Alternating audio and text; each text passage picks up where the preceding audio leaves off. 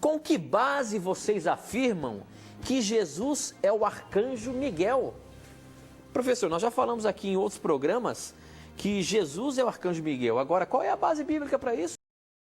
Pode aqui apresentar para essa nossa amiga tuiteira que a base bíblica para essa afirmação de que Jesus também é conhecido como o arcanjo Miguel. Veja bem, querido amiga, existe muita base bíblica para isso. Antes, eu gostaria de fazer um comentário breve com base em Apocalipse 12, 7 a 9, e aí eu vou lhe explicar alguns dos textos bíblicos que nos dão base para isso. Antes, uma observação. Existem alguns, eu não vou dizer nem pessoas desinformadas, mas algumas pessoas mal intencionadas que relacionam a crença adventista a respeito de Miguel com a crença dos nossos queridos irmãos e amigos testemunhas de Jeová. Por que eu digo isso? As testemunhas de Jeová, muitas pessoas sinceras que estudam a Bíblia, mas as testemunhas de Jeová têm uma crença errada e dizem que Cristo é Miguel para ensinar que Cristo é uma criatura.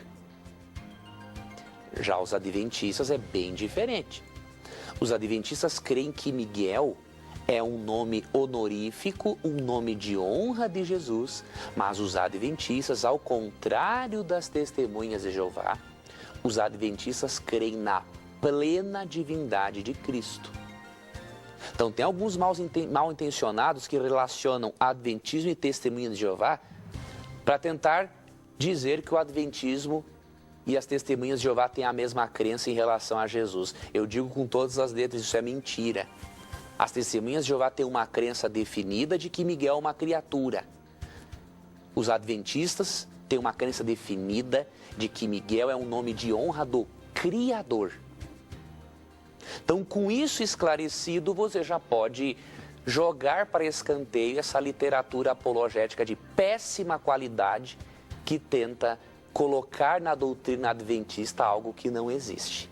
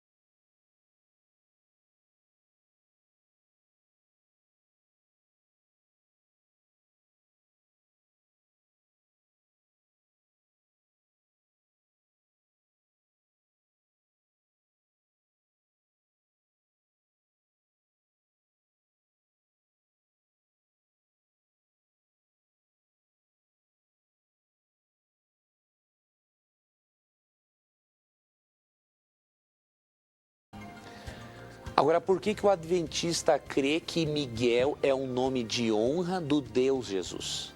Por vários fatores bíblicos. Eu vou ler um desses textos bíblicos e aí nós vamos partir para outra questão se der tempo. Apocalipse 12, versículo 7 diz assim: Então houve uma guerra nos céus. Miguel e seus anjos lutaram contra o dragão e o dragão e os seus anjos revidaram. Mas esses não foram suficientemente fortes e assim perderam o seu lugar nos céus. O grande dragão foi lançado fora, ele é a antiga serpente chamado Diabo e Satanás, que engana o mundo todo. Ele e os seus anjos foram lançados à terra. Aqui é mencionado neste capítulo uma luta entre Miguel e seus anjos e uma luta entre Satanás e seus anjos. Quando nós vamos para Mateus capítulo 4, percebemos que a luta entre Cristo é com Satanás. A luta entre o bem e o mal é entre Cristo e Satanás e não é entre duas criaturas.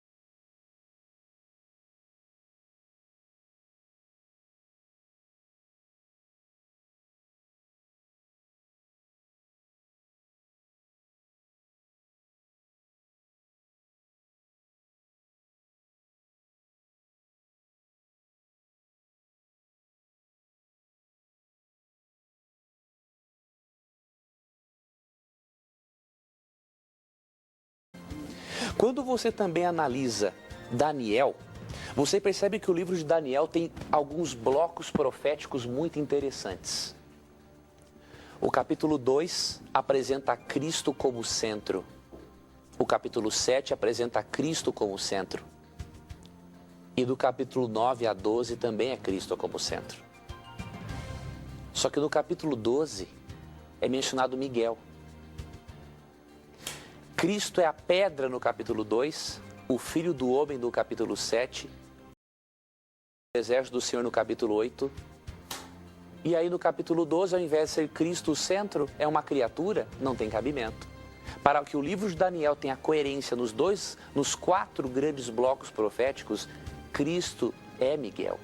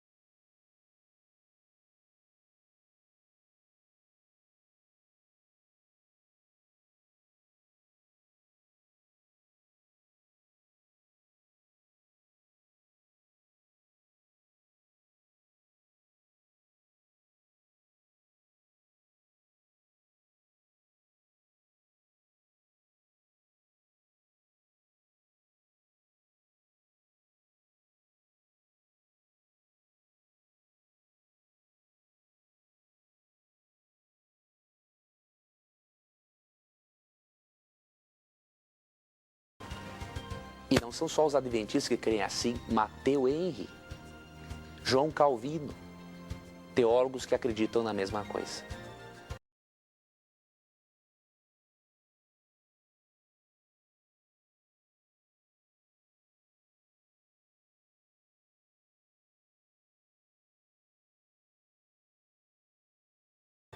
Então, portanto, cremos que Miguel é um nome de honra de Cristo que significa quem é igual a Deus. É um nome no qual Cristo desafia Satanás na sua pretensão de ser igual a Deus. E longe de rebaixar Cristo ao nível de criatura, Miguel é um nome de guerra de Cristo. E que não contradiz o fato de que Cristo é o autor da vida, de acordo com Atos capítulo 3, versículo 15.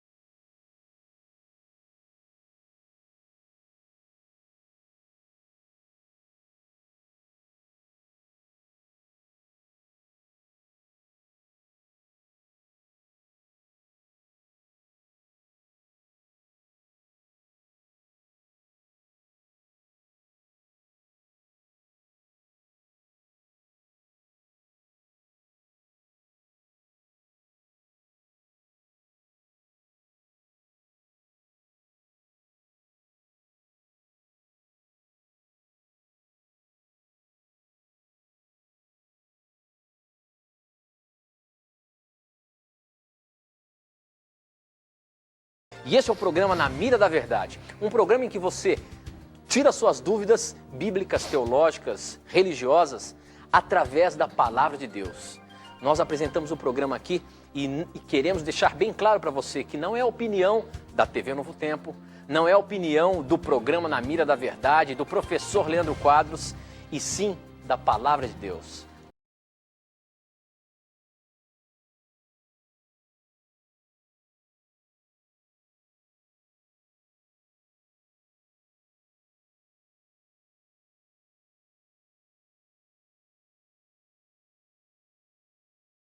E nunca se esqueça, sempre que você tiver a coragem de perguntar, a Bíblia terá coragem de lhe responder.